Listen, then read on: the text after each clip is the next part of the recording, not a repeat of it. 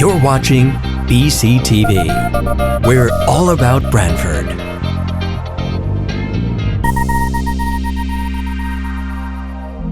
You're watching BCTV, Branford Government Television, a service of Branford Community Television. This program is brought to you in part through the support of the town of Branford.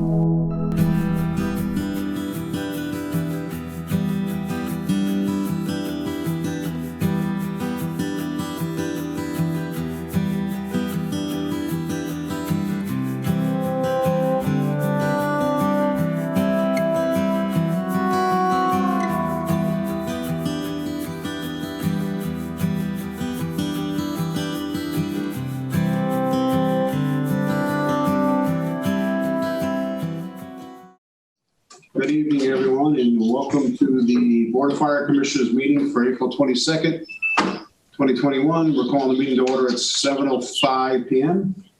And the first thing we'll do is have the approval of the minutes of our February 16th, 2021 meeting.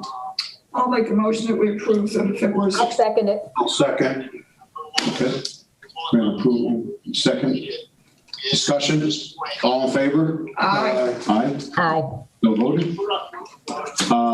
Next, we have committee reports. Finance Commissioner Riccio. Okay. Our fiscal 2022 budget was approved by the Board of Finance, and there was just two cuts. There was a $25,000 amount cut from the apparatus fund, and there was a $10,000 cut from the ambulance fund. But other than that, everything went smooth, I guess, I'm assuming. Correct, Chief? Yep. The Public Services Committee is meeting as we speak, and they'll make their decisions tonight. All right. And now I was speaking to Chief last week before we got interrupted by the shooting, but about the budget. But I did get your report, and it is stating that we do have overages in our overtime account, our education, incentive, and sick and medical supply accounts. Now, I'm assuming this is from COVID, Chief? Is this what we're... So the main driver, COVID's certainly a contributor because our sick, anytime somebody didn't meet the parameters of feeling well, unwell and had to go get a test or was exposed, we had to quarantine them. So that's a driver on the sick time side. But we had a bad year for long-term injury, people at surgeries, and in our job, you can't just come back and work. So while they did come back and perform light duty, for the most part, for the whole part, they had to be replaced because that's how we work, right? So that's the main driver. And of course, our educational incentive is up because we had our newer firefighters going through their classes, and under normal circumstances, any overages in that account, which we anticipated would be covered in some of these other accounts. But because we got whacked so hard with injury and sick, nobody can cover three positions for almost an entire year within their budget. So up until today, or probably the next payroll, I've projected to cover the majority of our shortages within our own budget. But at some point, I will not be able to do that anymore. Okay, let me ask you. Go ahead. Are we sacrificing any service because you're doing this? Well, prior to our conversation, my intention was to start, that would be the only way to cover it, would be to start cutting services. But as you know, we're entering into our busier time of the year, and if we can avoid that, I'd really like to do that. So, Chief, let me ask you, how much would you anticipate you would need to, not infringe on the services and to continue along with everything? We're looking at anywhere from 75 to 100. Well, I'm speaking for myself, but I hope the board would support me. I think that we should go to the Board of Finance and ask them to take it out of contingency so we can continue through the year because of COVID and all these other related issues. I hope everyone be on board with that. And I would like to put that in the form of a motion in somewhat. Okay, Kathy would second. So I'm just saying, you know, I think that's the right thing to do. I mean, anybody else can let me know if they disagree with that. No, we have a motion made. I agree completely, Paul. Yeah, that we want to go and before the Board of Finance and say, we know we're going to have a shortfall, and we're looking for that to come out of contingency. I know they're going to ask for a balancing act, as we all know what's going to happen at the end of the year. Well, there are some smoothing factors. You know, even though revenue is projected to be tighter this year, it's looking better than, even not last month. So that's encouraging, right? But if you remember correctly, last year we exceeded our budgetary target by $267,000. So that's one smoothing factor where even though it's in the general fund, you know, it was not anticipated revenue. So there's that. And then just the way the Safer Grant numbers hit the budget years, we're going to be we're already beyond what we budgeted for this year. So there is some smoothing factors. I will say that some of the remaining unknowns are, you know, whether the water bill in the end of June has another increase, right? You know, we did not purposely, we knew that if they did, because for years what we would do is we would try to project out.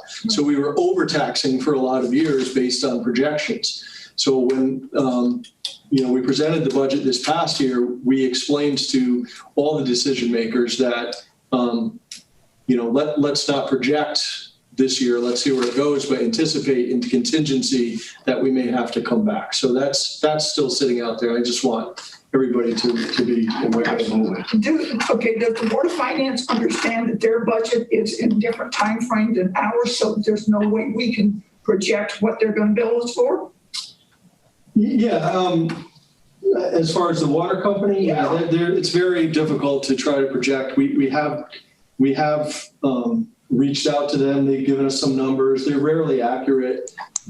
When I first started, I remember based on my conversations, we asked for, a pretty significant increase because they were supposed to get it. Then the DPUC held it for a while, and it only really hit last year. So we went 3 years with a significant surplus in that account, which is great if you have overages in other accounts, but it's really, it's overtaxation.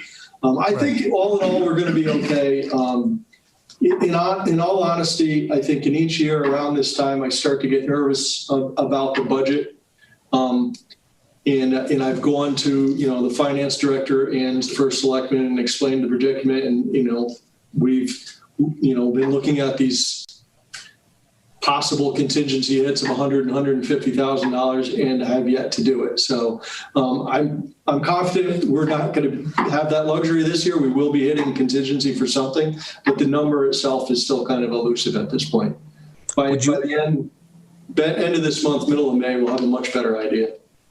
So do you feel comfortable with us doing this request, or do you want to hold off? No, I think it's worthy of making the motion and moving it. I will confer with the Board of Finance and the finance director about when, do we just wait to the end and do all our budget transfers in one shot like we typically do? Or do we feel that, because of the auditors and the process, do we need to do it, at the next meeting? So, but my concern is you're going to sacrifice some service somewhere from now until the end of the year. I think if we go for the money and then say, listen, we'll give back the money we don't use, but we do need it now because we want to continue our service. I hope everyone agrees with that. I mean, that's my concern. Yeah, absolutely. They may want to just give us money on a monthly basis to get through those sort of things. So I don't know if we foresee the Board of Finance giving us a lump sum. Yeah, so I mean, typically, I'll confer with Jim Finch, who will confer with the chairman of the board, and usually they'll give me some guidance on that. Okay, so does the board want to put an amount on something tonight on a request? I mean, is that what I would like to do that, but I don't know if it's a crystal ball, but we don't know because of revenue and stuff. And I saw, like, if you take 1 o'clock this morning, you had, 1, 2, and 2 out all at once, the same time. So, I mean, it's like, so things are, eating up, but. Right. So right now, as it stands, we're about $98,000 in the hole. What it projected, holding money back in other accounts to cover that. Yeah, but she's not saying that. No, I understand. October's saying we don't want to do that. We can't sacrifice a tire on a truck or a gap. You know what I mean? We don't. No, exactly. And there are members on the RTM that are adamant that you go for the transfers as they need them. Like, you're not supposed to run in a deficit. Right. That's what Paul was saying too. So You didn't make. It is. We're living in this. So I will. Look at that 200. You think? Or is that being a little too aggressive? 150? I mean. Well, why don't we go for what? Why don't we go for the? You said you're 98,000 right now. Why don't we go for that? The $100,000. I mean, and then if we need additional, we go for that. I mean, do you guys? Yes. Yes. Yeah. We start with that and explain that. Yep. I mean, Jack, you're right on the thing with the RTM likes to see. They don't want to give extra money, and just say this is where we're at now. there's people that don't think you should run in a deficit. So you're right. It needs to be done now. And if the chief goes to Jim and he says, "Well, let's do 75 now," then that's fine too. Yeah. At least he's got our say that you can go up to 100,000. Right. And I think you should do it now. Yes. Yeah. Okay. I think we have a motion made and seconded, and we had a discussion on it. But our point is to go to $100,000. We're going to request Yes. right now out of contingency. Yeah, and go back if we need to. Yeah. Yes, Kathy. Exactly. Yes. Correct. Yep. We'll leave it up to the chief and the finance director. Leave that little open to be there. All in favor? Aye. Any opposed? Any discussion? Voted. Good. Okay, and then Chief, do you want to explain about the SAFER grant, what we received so far? Sure. So we're in the final year of the grant. The grant was actually started in a mid-budget year, and it will end in the fiscal 22 year, February 10th of 22. So we essentially are in this past February began the last part of the grant. To date, we've received $1,119,434 of total revenue, and $317,582 we've received to date this year, and we expect to put another invoice in June to finish out this fiscal year, and then the remaining money will be in fiscal 22. So, we did receive the grant of $1.4 million in change to hire the new firefighters and spread that, that impacts to our budget over the 4 years of our budget years. And where are we in? We're starting the third and final year this past February. And remember, it was a 75 federal government, 25 Branford. Now we're in 35 federal government, and the remaining is ours. So, and that the new number for next year has already been put in. Yes. So every year we've budgeted the correct number. It's just on the revenue side, it's going to start to drop off. Okay. Anything else under finance? No, that's it. Okay. Thank you. Thank you, Commissioner. I'll move on to personnel. The chief's report, you'll see. I'm just going to go a couple highlights. We have one firefighter out on injury leave. We have 3 new firefighter paramedic positions that are all soon to get their certs. 2 have, and we have 1 more left. We have 1 vacancy. And the fire marshal position, along with the deputy chief administration and safety positions, have been posted. I think I sent you all those emails we've been getting. So those are going to be on the 26th of May and the 25th and 26th. So, and on the new business, we're going to bring up and talk about what's happening with our volunteers, our volunteer fire companies. We've had a major decline, nothing against anybody and no companies, but we have a situation that we really have to act upon, that we've been kicking a can down the road. So on the new business, I'd like to bring up and talk about that with everybody. Okay. Yep. It's a serious thing for that. So otherwise, I'll turn it on to anything else under personnel. Just the personnel, again, only one firefighter remains out. So the other two long-term firefighters are back to full duty. Yeah. And then, that'll start to lessen the impact on the budget as well as the training. Our training is now, they're done except for Dante. He's got a little bit more to go. But it's only a couple weeks. Yeah, So that's good. Should be done with all that. When are we going to fill the vacant spot? We're going to fill the two promotions first. Oh, okay. And then that would hopefully, our internal candidates, and then hopefully, we would be looking at an entry-level position, but we'll fill that to correspond with the academy class. Should that be necessary? I mean, if we're lucky enough to hire a lateral. Right. What is happening with CPAP? CPAT's up and running. It is. Yep. Retired Chief Andrew was up there just the other day. It's one of his current part-time jobs is running CPAT centers. Oh, really? Oh, good. This is back in the lab. Oh, good. It's up and running. So that's Okay. All right, move on to training. Commissioner Clem. I don't really have a probably left it at home.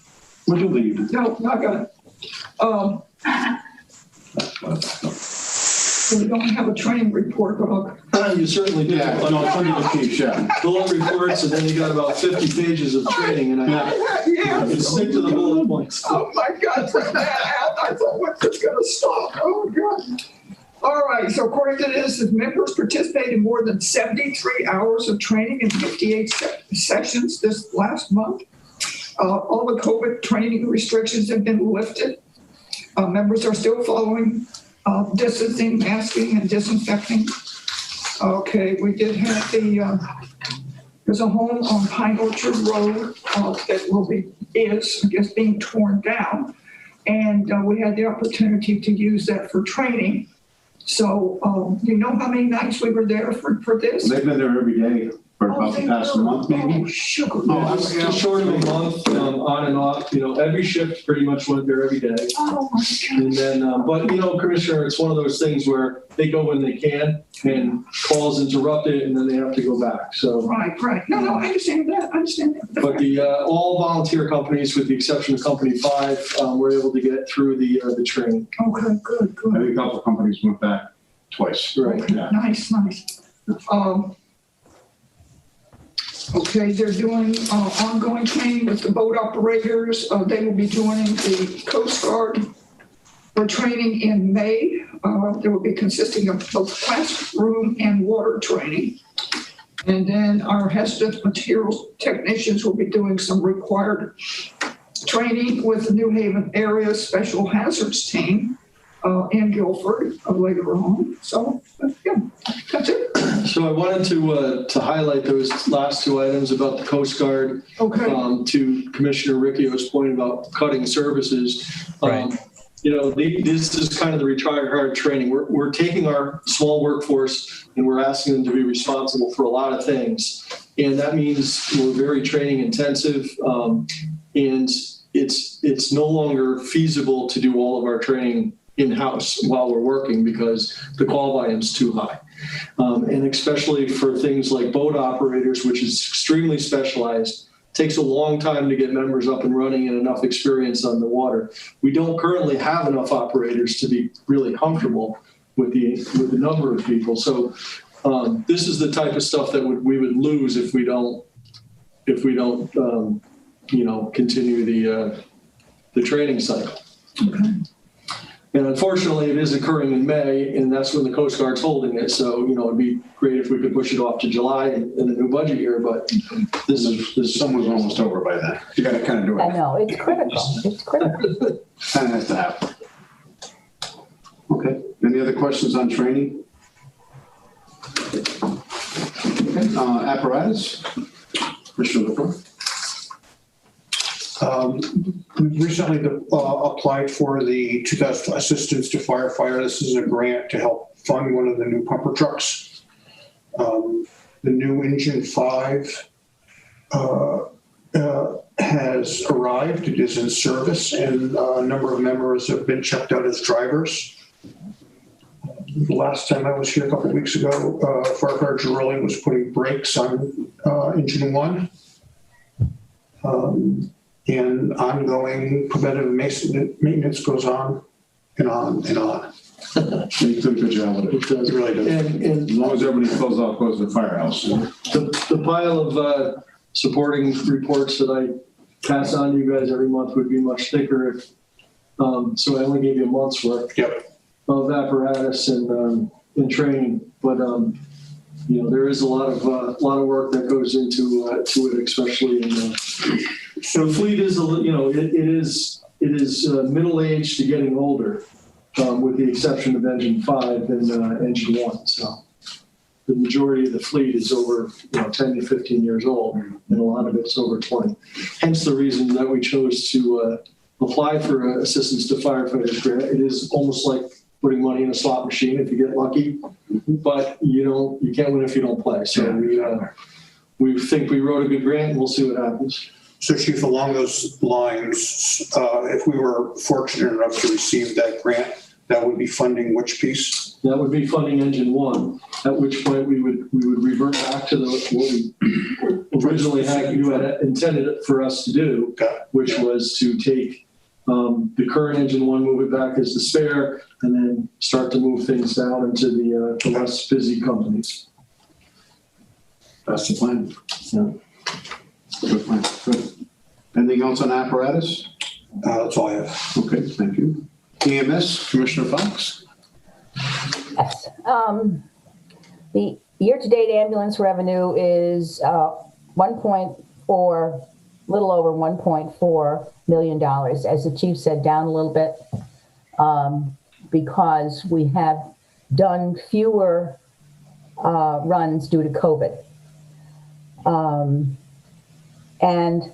But we still have had 2,639 transports to area hospitals this year.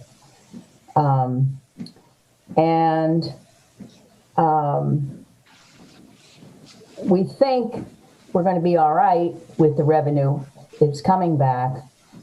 I talked to the chief about it and offered to help him discuss it with the RTM if there was a question in their minds about why it was down. But apparently it's looking a little better, and so we'll just continue. Yeah. It is beginning to look a little bit better. And, the thing about the revenue is it doesn't always, the collections don't always coincide with the fiscal year. So, well, last year we were revenue heavy, and this year we might be slightly short. It all pretty much evens out, but always on the positive side of things. So, Well, I have no doubt it'll come back. I have no doubt either. Well, we have some of the problems. We can't transport even. We have a code. We have medical supplies increases. Yeah, and that was another thing under the under finance. That, some of the things that we are required to do by our medical control physicians are protocol driven, and when the state changes the protocols, it also has an impact on the formulary, which means what medicines we have to carry. And they added medicines to it. And not only that, but all medical, it's everything supply and demand right now. COVID has had a lot of impact on medical supplies and the cost of those supplies, which was the reason that we did ask for a much larger increase in that account than we would historically have in our upcoming budget year. Correct. Mm-hmm. Okay. Any questions on EMS? No. Thanks, Commissioner. Buildings, Commissioner Hearn. So before I get to buildings, I just want to comment on the chief's beginning of his report. The April 13th incident that took place in town. don't think I've ever heard something so well run and handled so well by all the departments involved. It was amazing to listen to it on the radio. And now with the posts that the police department put up on Facebook with the body cam and the shooting, the intense shooting in the background. I mean, it sounded like Afghanistan, not Branford, and our guys, our men and women, handle themselves flawlessly. As the chief said, they set up a major command post here, multifaceted, state, every surrounding town. The other day I talked to the police chief in Madison, and he had nothing but praise for everything that was taking place. So, to Commissioner Riccio's point that we can't skimp on other things, this is why. Because, if you're not trained, if you're not up to par when something like that happens, somebody gets killed. We successfully transported a victim of that to the hospital. And, I got to tell you, many, many years ago, I was involved in a shooting with the police department. And I literally got in the ambulance and my foot was shaking so bad I couldn't step on the gas pedal. And that was one guy firing a couple shots out of a house down by the supply pond. And to listen to these guys and watch those videos of the cops hiding behind their cars, taking fire like that. It was just incredible. So, anyways, kudos to your team, Chief, and everybody involved. Thank you. Thank you. Certainly going to engage in that. But I think Chief Mahoney was pretty close to what he left there. Went up the back way now. We're going home to lunch. Yeah. That's going to get a standings fund. Right? Yeah, right. It's just amazing that nobody else in the public was hit. Yeah. Very, very lucky. Yeah, so lucky. Great job, they all. Thanks for bringing that up. I'll talk about that later. But anyways, back to building. The chief tells me that they have final approval for the CO for Station 9 from the state, so we can move forward and looking to see if we can do the. I've got an update on the balance, Commissioner, and it looks like we have about $30,000 left in that account. So I'm hopeful that that'll get the stone veneer and the odds and ends that we have to finish. Yeah, good. And again, I watching the Facebook post. Thank you for whoever does that, because there was some great shots of the ground being cleaned up by the crew the other day, and going through the wetlands. Even Janice commented on the wetlands are working. So you saw who was out here. I saw who was out here, yeah, doing the garden. Yeah. As usual. Very nice. Yeah, so the place looks good, and how is that garden or whatever that? The pollinator pathway? Yeah. So the pollinator pathway, during the town-wide cleanup day, Alex Demitrak, one of our firefighter paramedics who's spearheading that, along with some others, they put the clamshell pathway in now and added some plants, and they're all designed to be local species that enhance pollinators, and we over time hope to expand it, because the lawn is it's as far as supporting environment and life, lawns are pretty much a dead space. Yeah. So the more we can take up dead space and create these habitats, it doesn't cost us anything. Everything's donated. A little bit of time on behalf of our personnel, but they're here anyways. So, and a lot of it's volunteer. So they're doing a great job. And to your point about Lake Ahern, as it's affectionately known by some,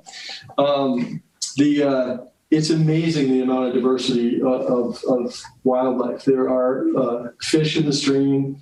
You think it's a waste stream that just collects highway water, but it has fish in it. It has turtles and pond. You'll see great blue herring. You'll see egrets. You'll see all kinds of frogs and toads and all kinds of stuff. So it is an important little spot in the corner. And, where is this spot you're talking about? Right here. Right in the corner. Right outside the building. Yeah, sure, you know, North Main, yeah. Yeah, I mean, it's, if you saw it before, you'd be surprised. It's just overgrowth with weeds and everything. No, it's a thriving environment. Okay, I'll have to go take a look at it. All right, now tell me about the swamp, as I call it, in the back, okay? Same thing, that we're gonna expand the pollinator pathway into these areas. Okay. And it's designed to be maintenance free. I mean, when that was put in, they put in some small shrubs and plants and everything. But I don't know if the town really thought, who's gonna maintain it? It certainly wouldn't be the fire department members. Well, if you remember, we were left with little choice but to value engineer about what, $100,000 worth of plants out of it. And had we had it filled with those plants, they would have, but because there were so few plants, the invasives take over and starts to choke everything out and kill it. So, you know, it really wasn't, it wasn't able to be completed as designed. But, you know, we'll do that over time. Alex helps out here too. Oh yeah, Alex's guys do take care of it. Right. Well, I came over one time, I can't remember who was here, because there's a drain in the port over here near the apparatus bay, and we cleaned it out, and I said, somebody needs to put something in here to keep it from getting clogged, and I can't remember if they ever did that. Well, it's just an overflow drain, so there's, you know, it's designed to collect the parking lot water, hold it on site, and then filter slowly into that other pond Right. over time. So it is functioning in that respect as designed. Just, you know, from a plant life It's just a aspect, weed. it's not the most attractive thing. But we're keeping it under control and we're trying to change it, but it's all part of that. Good. And plus, we need the Golden Girl touch around, Buzz, Hey, Commissioner. I love doing All those that. daffodils out there. You know, you were kind of like, you know, I love doing I that. need your help. Okay.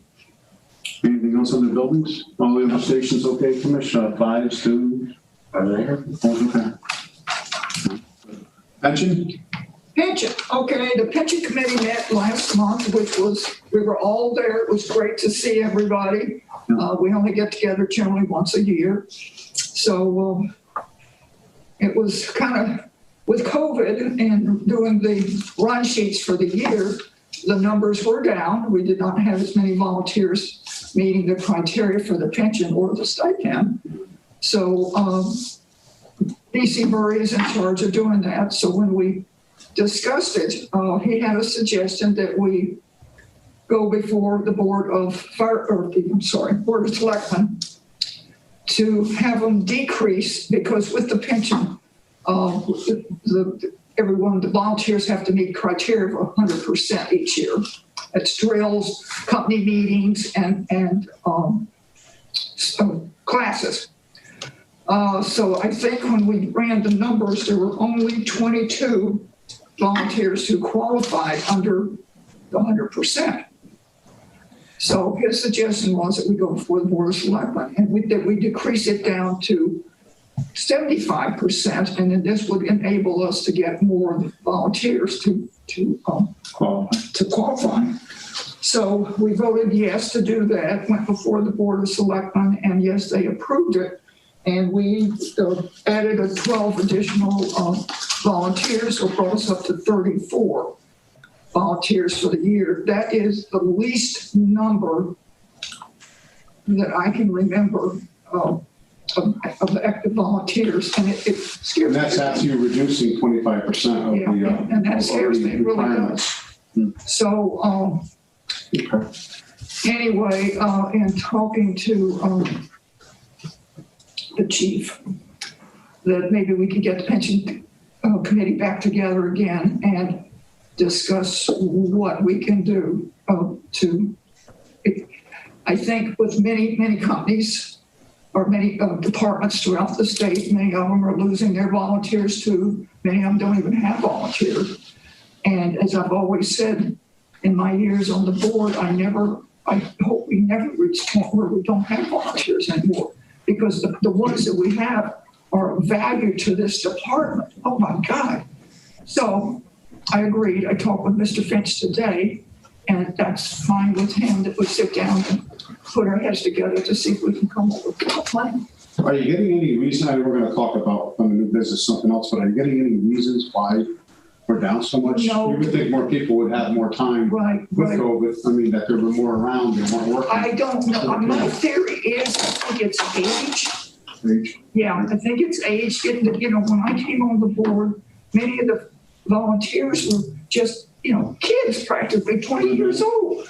Well, hello, they're a little bit older now. So, and whether it's family obligations or work obligations, or that they just But we don't, also train a lot for other career departments.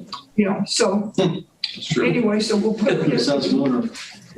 together and meet again and see what we come up with. Yeah. So Commissioner, in that, the reduction that you made to 25%, is there any specific training that they don't have to go to, or how do you? No, it was just the numbers when Mr.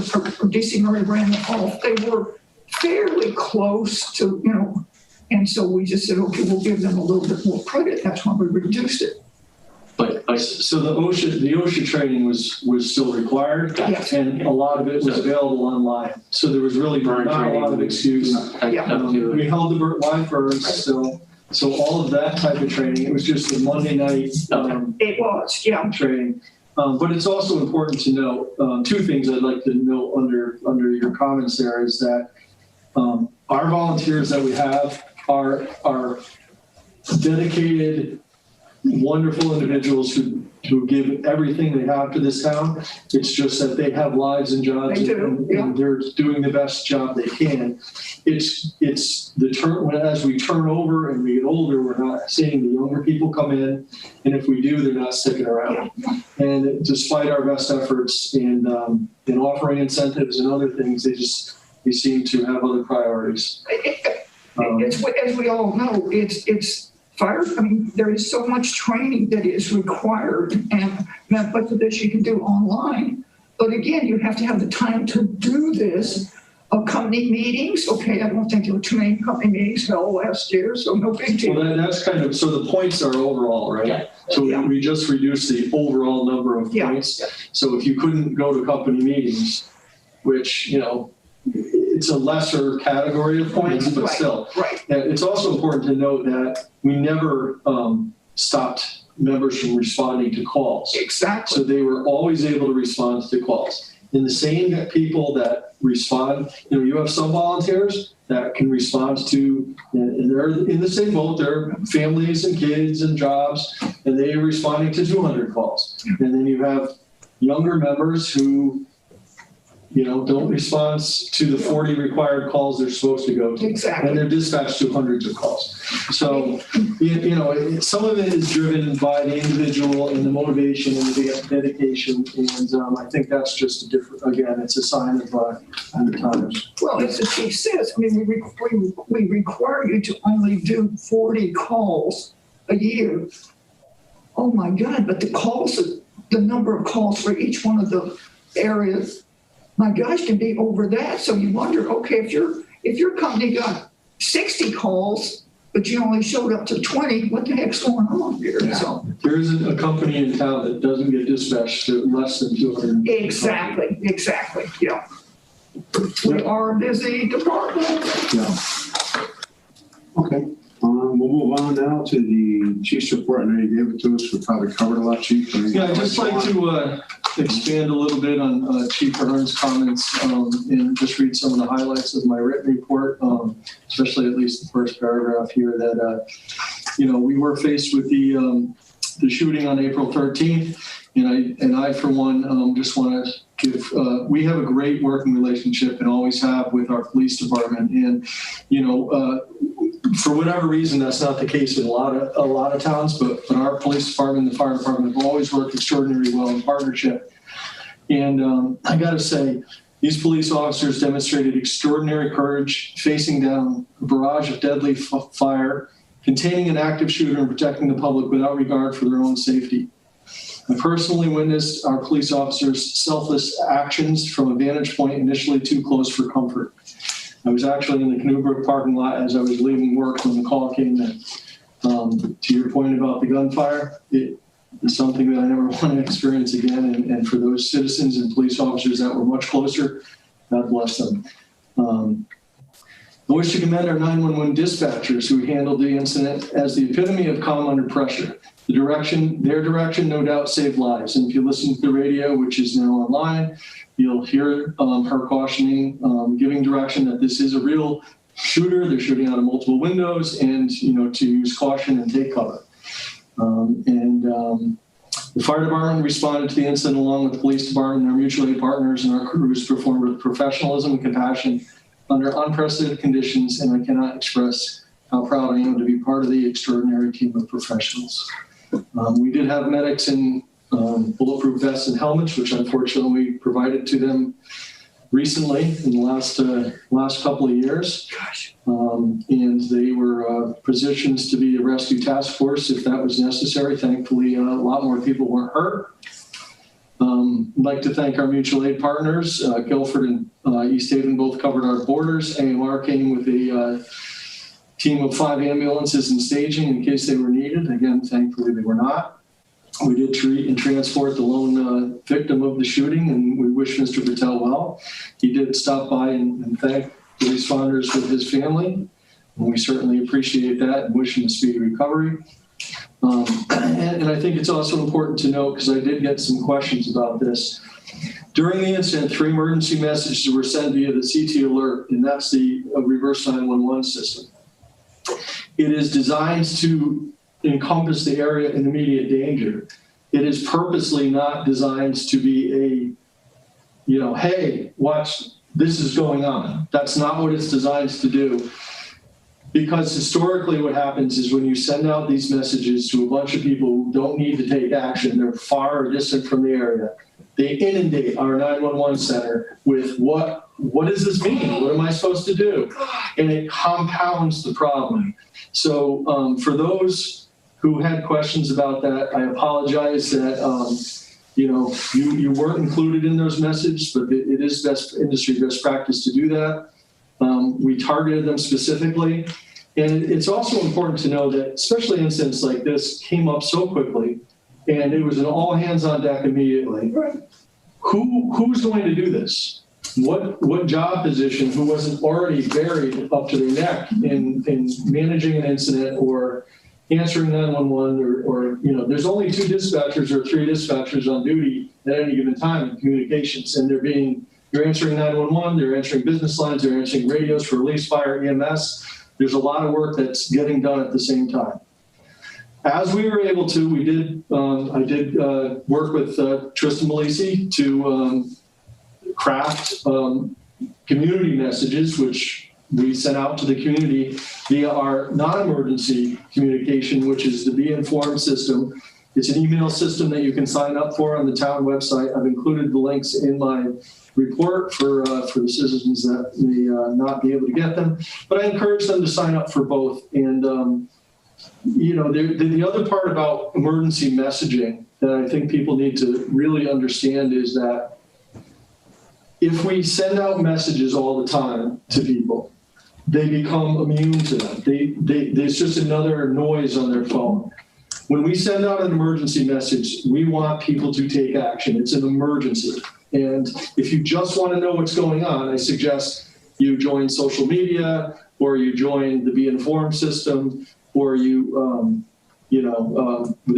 are working on other community-based communication systems that are less cumbersome. Because the other thing, again, the professionals who developed the reverse 911 system, this is their experience nationwide. The more messaging you put out, the less people, they start to cancel their subscriptions. So when you really need to get, it's a fallacy that we can just take over your phone. All new phones come with it automatically activated, but people can unsubscribe from it. So, we are careful with the messages and how they go out. And I think it was just important to reiterate that point. I'm open to any other suggestions as usual, and we'll see what happens there. Other than that, that's all I have for my report. Okay. Good job. Thank you. Good points. Now Commissioner Bloomquist is away, and we have our Deputy Fire Marshal here, Kovinsky. Marshall, would you like to give any key points on your report? Was a long one. But I know you got us everything up to date. So you brought us where you were from August right up. So that's great. Thank you. Yeah, so just from the last time, it was May 25th and right up until April 21st. So just the highlights, 724 of the documented inspections that we've completed. Not just myself, the 3 deputy fire marshals too. What we did recently with the retirement of the fire marshal, we brought in the deputy fire marshals, so they're working 8 hours each throughout the week. Yeah. So that's kind of helping me out a lot because we have a lot of inspections to do. With the building department, there's a lot of new construction that's coming in town.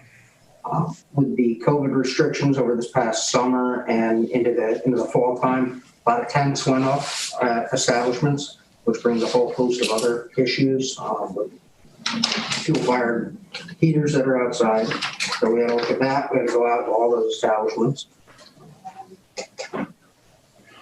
All the schools bought out the outdoor learning now. All the schools are now having tents. Yeah. So myself, the building official, just went out there 2 weeks ago. We looked at those tents. So that compounds things. Then you get the heavy winds coming. Schools have tents for what?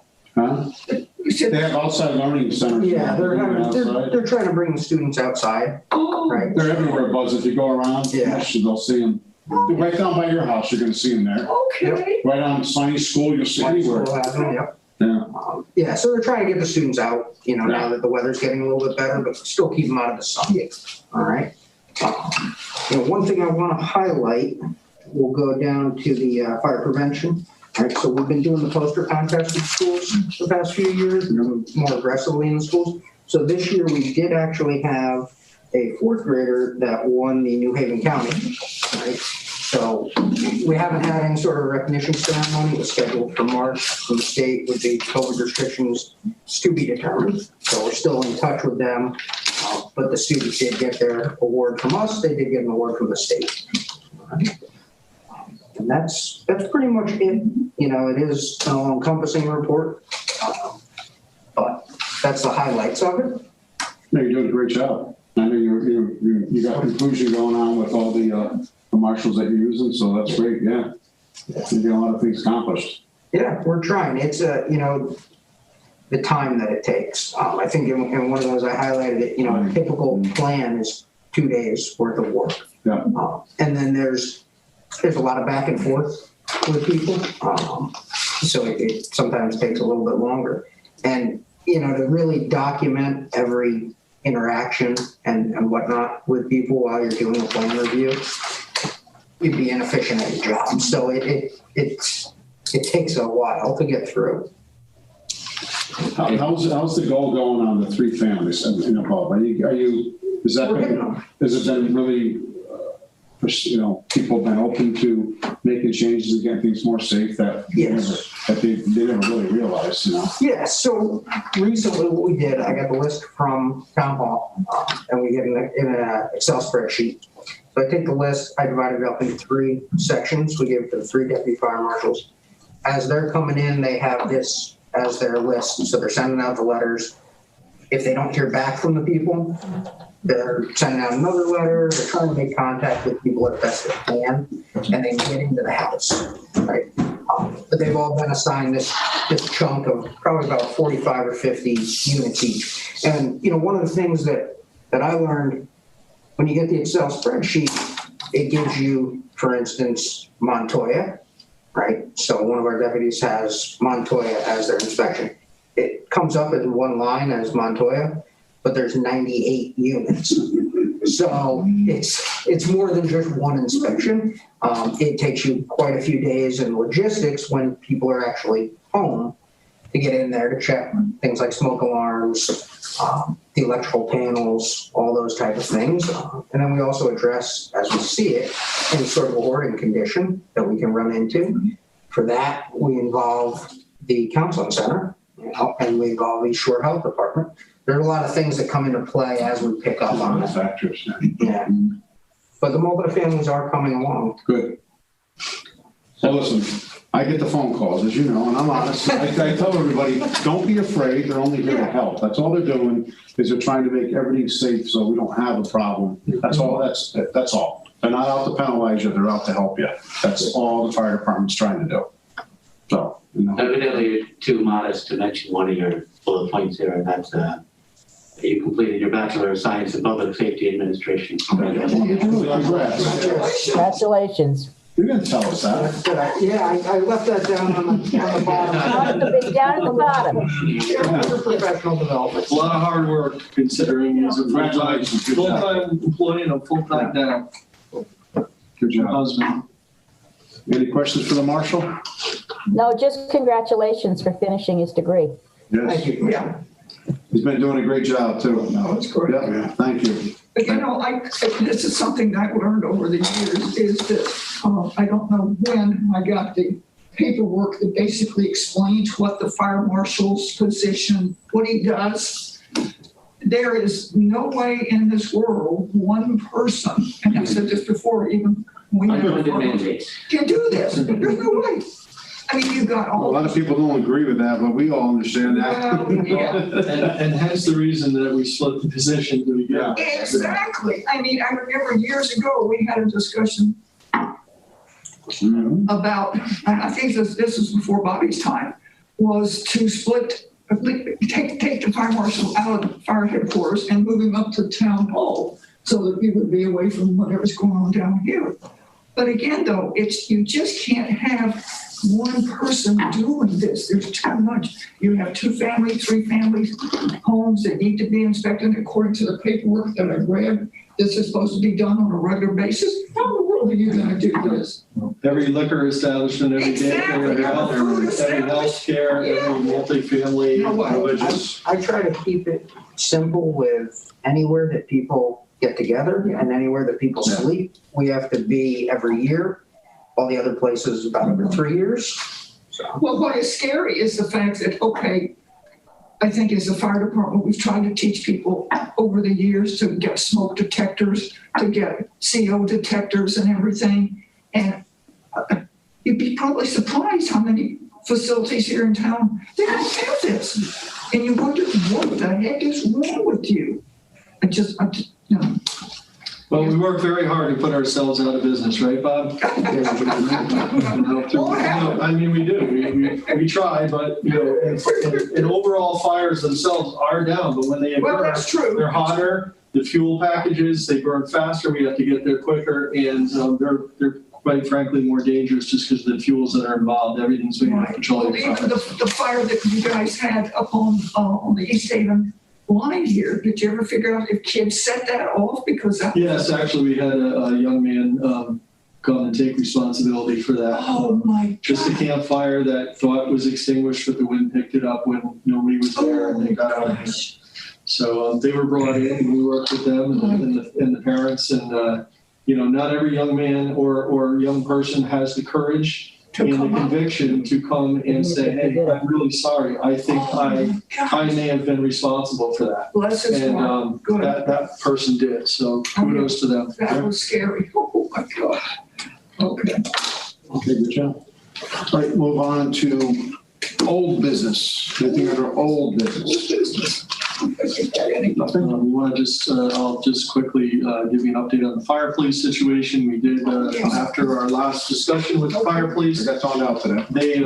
they are dispatched on an as needed basis.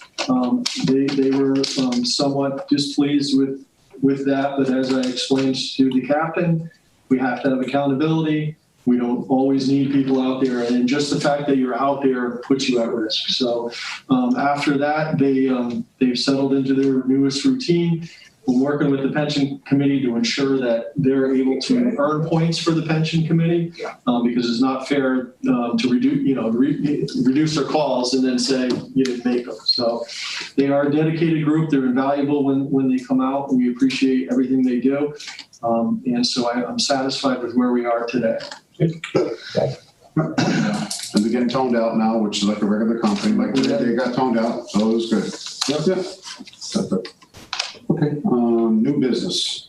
So we might as well take the elephant out of the room, but we got to talk about something.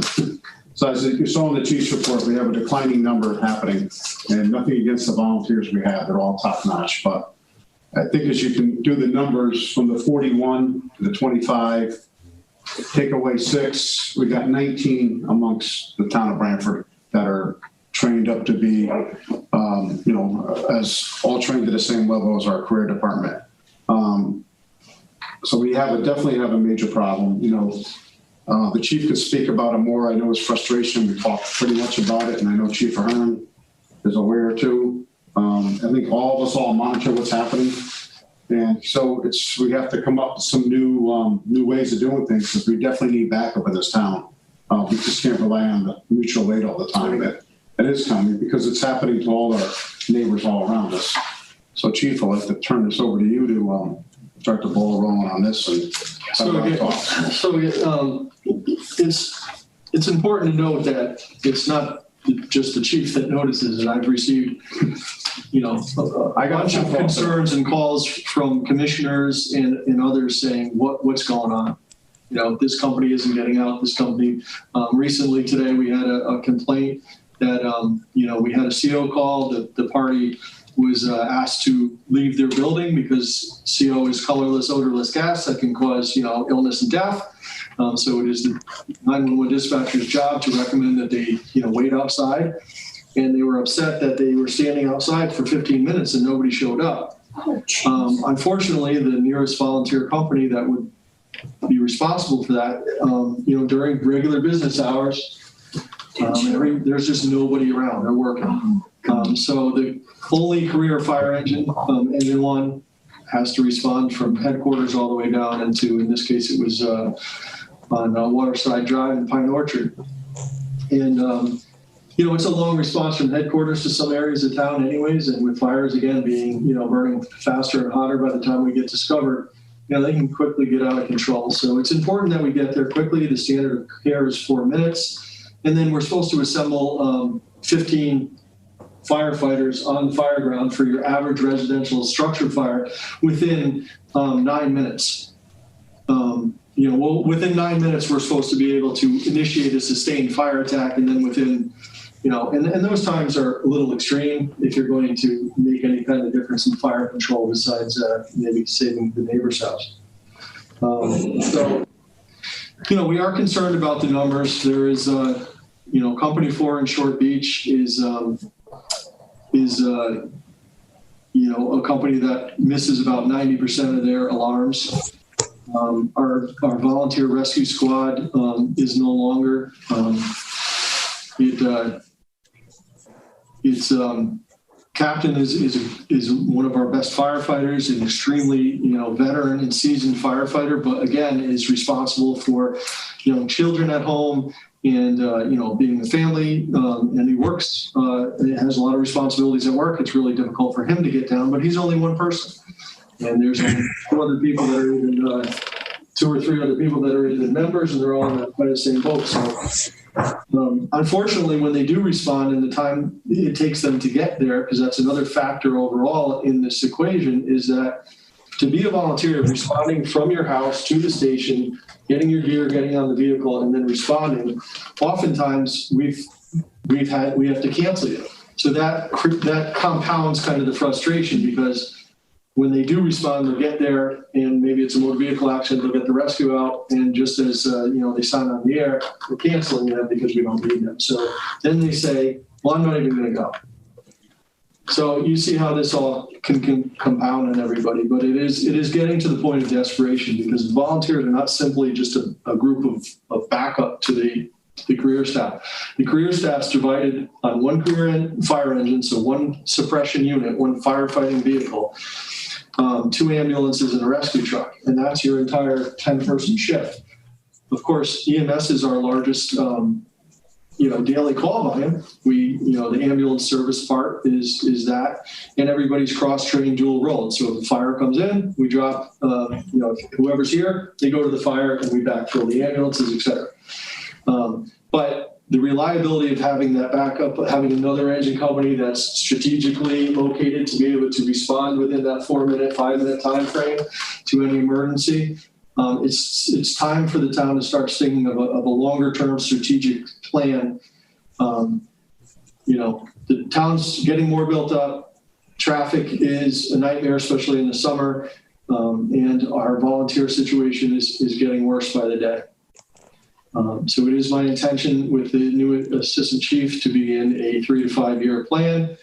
And, if there's some type of interim thing that we could present to kind of fill the gaps until we can, and certainly volunteer retention and recruitment is part of it, going to be part of the program. But at some point, unfortunately, the more career firefighters you put into the mix, the more frustrating it is for volunteers. And, but it's not just a problem that's a Branford problem. It's a nationwide problem of general decline in volunteer firefighters.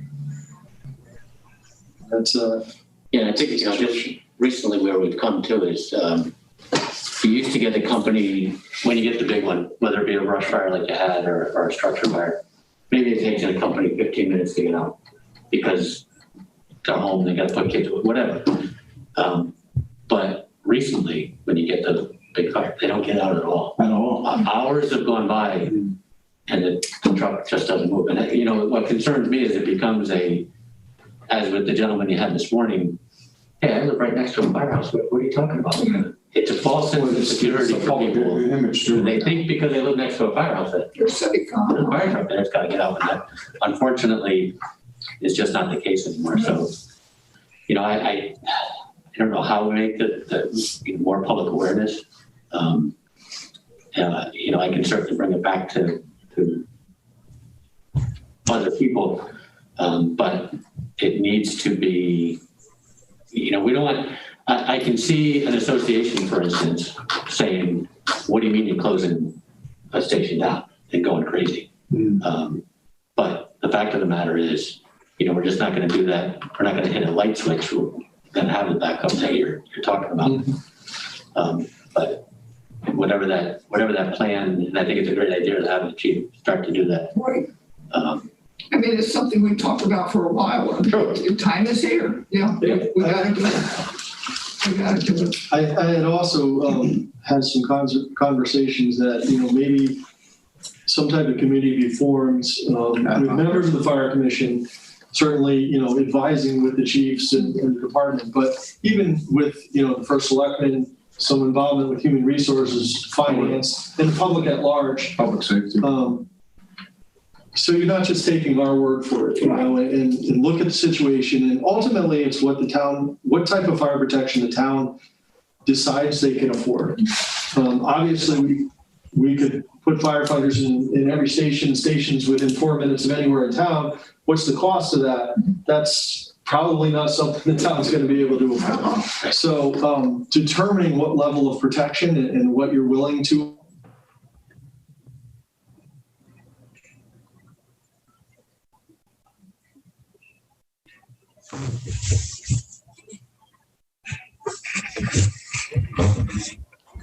I think you guys froze. Yes, they did.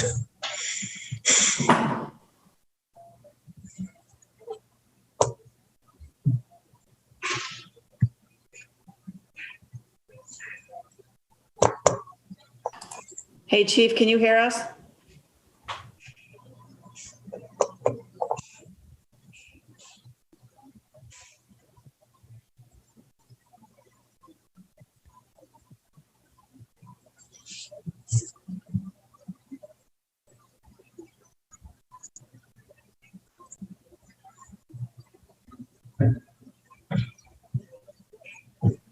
Okay, I'm going to hope that they're just going to try and reconnect.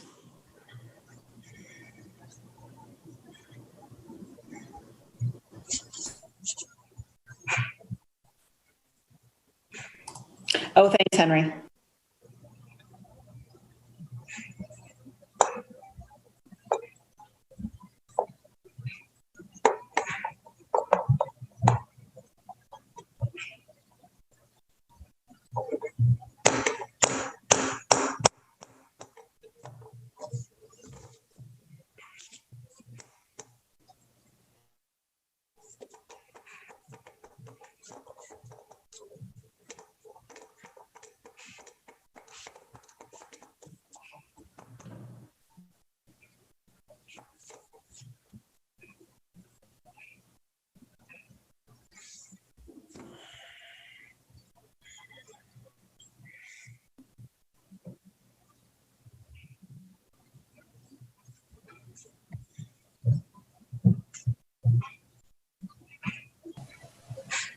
Paul, can you hear me?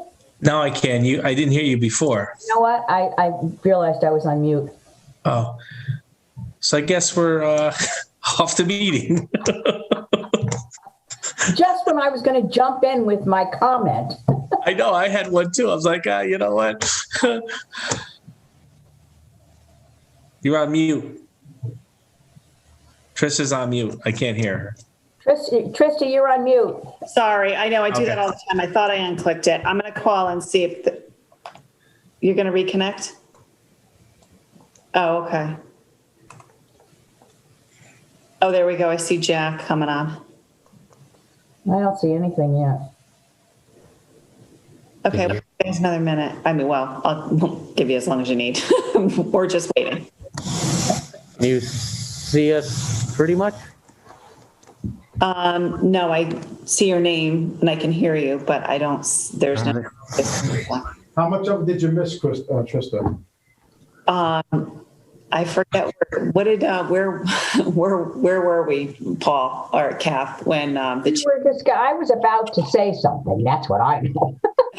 Kathy was all fired up. I was all fired up, right? Ready to go. And so was Paul. That's right.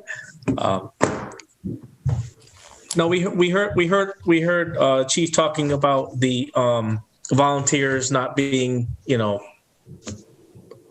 actually accessible. Yeah. So, and then we cut out. Okay. What I was going to say, I don't know if anybody can hear me though. They're still. We can hear you. Yeah.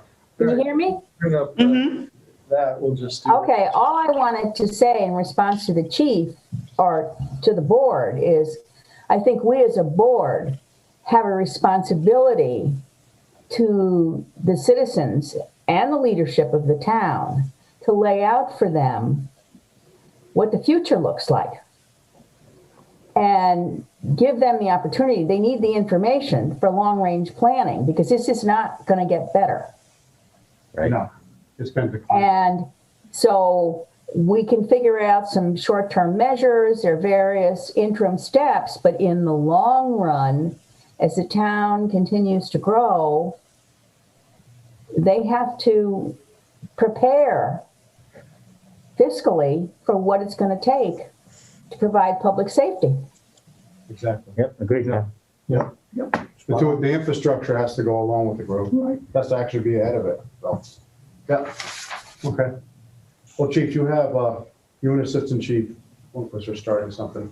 I think we're going to have, and we're doing a 3 and 5 year. I think we're going to probably have a little short term, what we're going to do in the meantime. Yeah, we'll have callbacks or something, look at other departments too, that you can come back with some suggestions. It's going to involve some monies and we are going to have to go and talk to the town fathers about it. Mm-hmm. I think we've kicked the can as long as you can. And I know, you get these calls come on and you're toning out every company and trying to get a cover company. You can't even get a cover company. So, like you said, engine one's out. Engine one's a busy engine company. And then you have to have a backup engine 7, engine 3, whoever. If someone's not, you're going to have to call back people. Yep. Because, the taxpayers pay for the readiness of the fire department to be there. So that's what people expect when they call 911. They want somebody to answer when they call 911. Well, and that's another part of the larger picture of what are the expectations of the public, and I think that's changed over the years because, I lived in the Indian Neck neighborhood down on Wilford Road, and many of my neighbors, some of them from Branford and a lot of them not from Branford, had moved into Branford. And they truly believed that, the volunteer station was staffed with people and they were there all the time. And they were surprised when I explained to them how the system works. Right. So a lot of them come from other areas and other expectations. And one of the questions I used to get all the time was, well, how do other towns do it? So, you take a town, how does Killingworth do it? Right. Well, if you listen to the radio, when Killingworth gets a structure fire, and they don't even know if there's anything burning, just a structure fire, they tone out no less than 4 or 5 towns. That they do, yeah. And they hope that these other towns come with fire trucks too. They are in no better straits than we are. It's true though. No, fire truck and Yeah. tankers. Yeah. But it's Right. important to know that your typical zoning is 2 acres.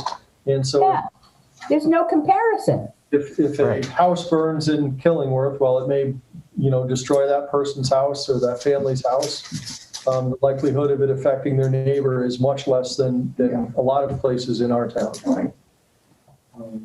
We've almost become a county fire department, the way that we operate, I think is one of the. But we always rely on mutual aid for Yeah. our working fires as well. But, Yeah. the other part of the equation is, mutual aid means mutual. And we've had a couple of instances recently where we've been asked to cover stations of our neighbors and have been able to find the personnel to staff those stations. Oh, geez. That's what the chief's saying. One Saturday, 2 weeks ago, they were going through everything. He finally did an all call. And So the question I get from my fellow fire chief is, when you call us, I send, a truck right over Oh, God. and I don't get the same. So, Right. there's many considerations. Oh, my Yeah. God.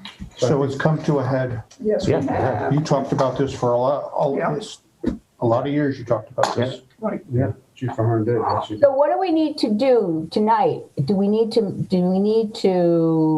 The awareness. make a motion to do something? I think it's the awareness, Commissioner Fox. It's the awareness that the public knows and town fathers know that we do have a situation that's evolving and it's not getting any better. Actually, statistics are going to show it's been declining. And like the chief said, the volunteers we have, they're great, but there's no youth coming in and, Right. retention is going to be something to try to do in recruitment. But, how many, But do we need to recommend to the first selectman or somebody probably the first selectman? Well, I think we need to generate a report first. we need a plan. Okay, so how do we go about doing that, Jack?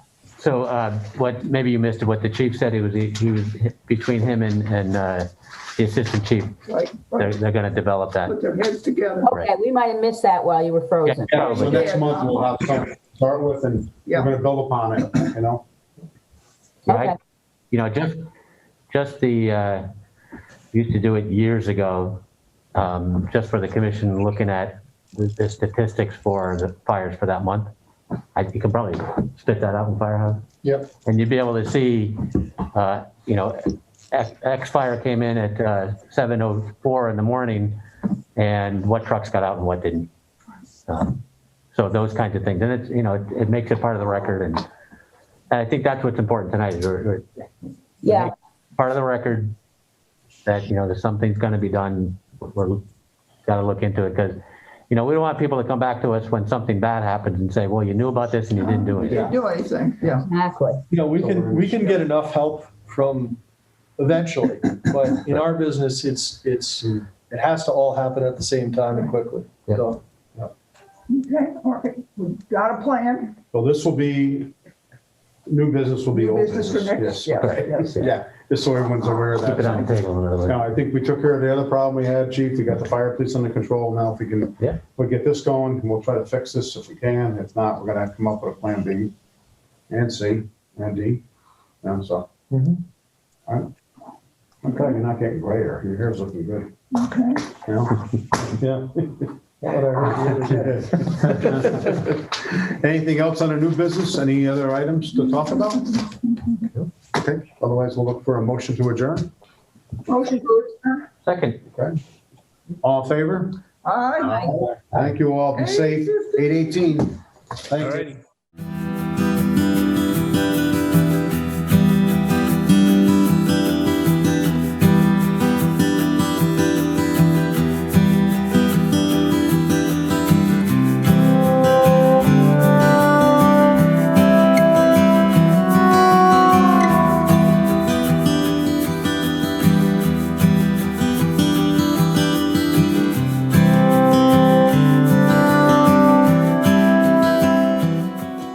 This program was brought to you in part through the support of the Town of Branford. Watch town meetings and other videos on demand at BranfordTV.org.